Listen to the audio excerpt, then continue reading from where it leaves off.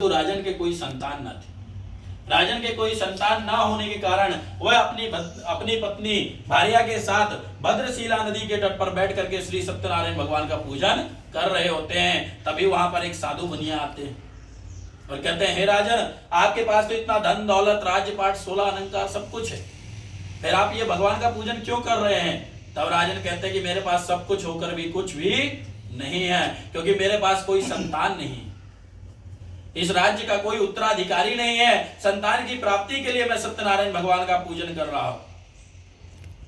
साधु मुनिया के भी कोई संतान नहीं थी। उन्होंने राजन से व्रत का विधि विधान जाना और अपने नगर को चले गए। अपने घर जाकर के अपनी पत्नी लीलावती से कहते हैं कि मैं एक ऐसा व्रत कथा देख करके आया हूं जिसको करने से हमें संतान की प्राप्ति होगी। लीलावती कहती, क्यों ना इस व्रत कथा को अभी ही कर लिया जाए। परंतु साधु मुनिया कहते हैं, नहीं, अगर हमने व्रत कथा कर ली और हमें संतान नहीं हुई तो व्यर्थ में हमारा धन नष्ट हो जाएगा, इसलिए जब हमें संतान होगी तब हम भगवान का पूजन अवश्य ही करेंगे। भगवान प्रसन्न होते हैं और लीलावती पति की सेवा करते करते गर्भवती होती हैं। वह 10वें माह में एक सुंदर कन्या को जन्म देती है, परंतु वह कन्या शशि की चंद्रमा की कला की भांति बढ़ती है।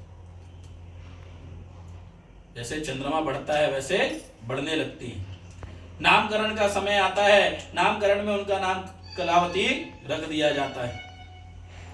मीठे वचनों से कहती है कि अब तो कन्या भी हो गई है, संतान भी हो गई है, अभी नामकरण के साथ ही क्यों ना भगवान का पूजन कर दिया जाए। परंतु साधु मुनिया कहते हैं, नहीं, अगर नामकरण में इतना धन व्यर्थ हो गया है, अभी हम पूजन करेंगे तो और धन व्यर्थ हो जाएगा, इसलिए पुत्री के विवाह के समय हम सत्यनारायण भगवान का पूजन करेंगे। भगवान कहते हैं, कोई नहीं, क्योंकि कहा गया है 2 बार गलती माफ होती है। ठीक ना? भगवान ने आशीर्वाद दिया, क्योंकि वो कन्या तो वैसे ही चंद्रमा की भांति बढ़ रही थी।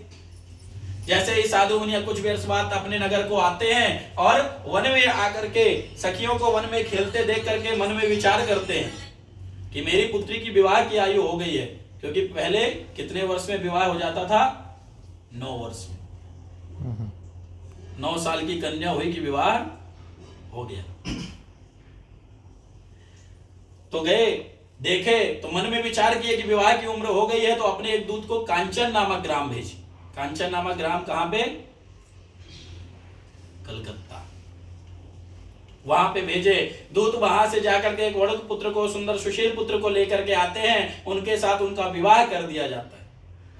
अर्थात यहाँ पे विवाह के समय भी वह भगवान का पूजन करना भूल जाते हैं, जिस कारण से भगवान रुष्ट हो जाते हैं। ये अभी बताया ना आपको, 2 गलती माफ होता है, तीसरा गलती कोई भी माफ नहीं करता है।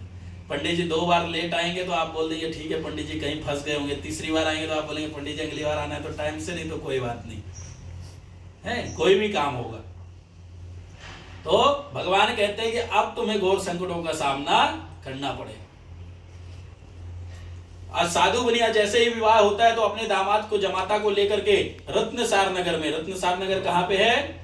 मुंबई। रत्नसार नगर में उस समय राजा चंद्रकेतु का राज्य था। अब किसका हो गया है? शिंदे साहब का, ठाकरे साहब का पद भी हट गया है ना। तो रत्नसार नगर में राजा चंद्रकेतु के राज्य में दोनों ससुर दामाद व्यापार करने के लिए चले जाते हैं। कुछ माह व्यतीत होते हैं कि राजन के राजमहल में चोरी हो जाती है और 2 चोर धन चुरा करके भागे जा रहते हैं। वह धन वहीं छोड़ते हैं जहां की दोनों ससुर दामाद ठहरे होते हैं और अंतर ध्यान हो जाते हैं। राजन के दूत आते हैं, धन को देख करके उन दोनों को पकड़ करके राजन के समीप ले जाते हैं कि यही चोर हैं। राजन भी बिन कुछ देखे सोचे समझे आज्ञा देता है कि इन दोनों को कठोर कारागृह में डाल दिया जाए।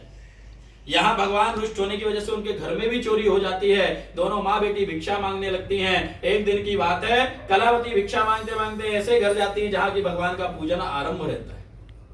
वहां जाकर के कथा श्रवण करके प्रसाद ग्रहण करके अपने घर को आती है, परंतु घर आने में उन्हें रात्र हो जाती है।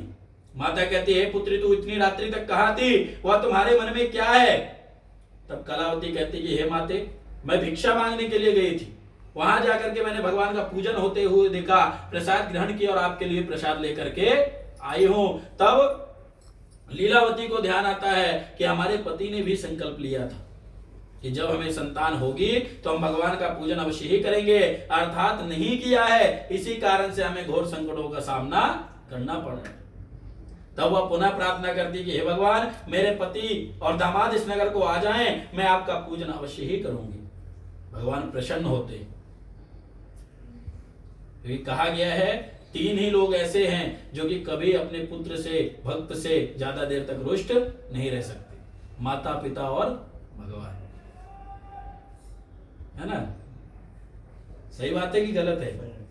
हमारा कितना भी गलती रहेगा, हम जरूर गुस्सा हो जाएंगे, 2 दिन बात नहीं करेंगे, 3 दिन नहीं करेंगे, लेकिन माँ और पिताजी कहीं ना कहीं हमको टोकेंगे जरूर। और भगवान ने कहा है कि तुलसीदास जी थे, वो राम जी का नाम उल्टा जपते थे। राम बोलते वो मरा मरा जपते थे, तो भी ज्ञानी हो गए।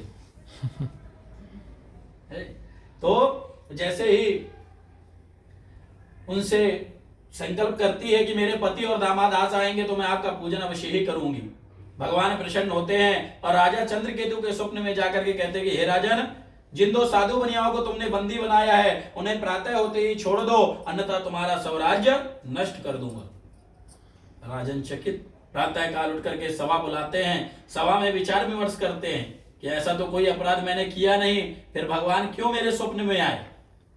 विचार विमर्श करने के बाद वह दूतों द्वारा उनको बुलाया जाता है, परंतु साधु भैया के मन में तो अभी भी प्रश्न था। क्या प्रश्न था? कि राजा जी की बात को जान सके ना कोई, पल में हमें बंदी कियो, पल में मृत्यु दंड अब होए। क्योंकि प्रातः काल बुलाया था, और प्रातः काल का समय किस चीज का होता है? सबसे बड़ा दंड दिया जाता है प्रातः काल में, ब्रह्म मुहूर्त में, मृत्यु दंड। तो वो चकित थे कि अगर राजा जी ने बुला लिया, पहले तो आते ही कारागृह में बंद कर दिया, अभी बुला रहे हैं सुबह सुबह, पक्का अब तो मृत्यु